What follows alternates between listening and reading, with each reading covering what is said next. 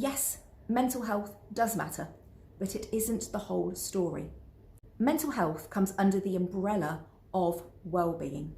Well-being then is a holistic approach, and it incorporates and includes numerous parts of ourself for that holistic approach.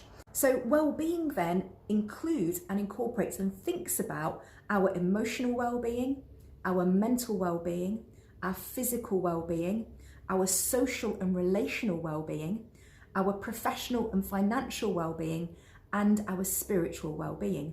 And it really is the need for us to look at all of those parts and to take care of all of those parts to really support our overall sense of self, sense of self-esteem, confidence, and general kind of sense of well-being. And so because we need to look at all parts and how they all work together, when one of those parts is not feeling that great, often it can impact and affect those other parts too.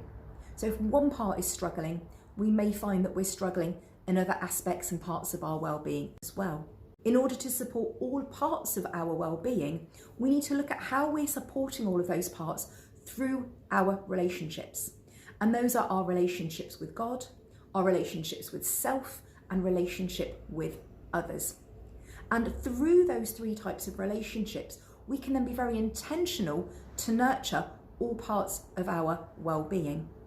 And if we were to neglect one of those parts, or even to neglect one of those three types of relationships, that part of our well-being then really isn't getting kind of the richness, the nurturing, the support, the love, the compassion that it then needs.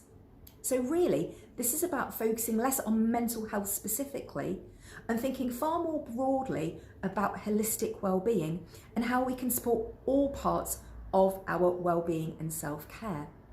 And in order to support ourselves, I wrote the book, The Muslim Guide to Wellbeing. And this book really does talk us through all of those parts of our holistic well-being and how we can then support all those parts through those relationships.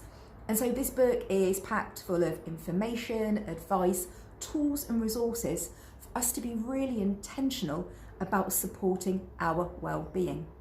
So this really is about focusing less on mental health and focusing more on well-being and our relationships.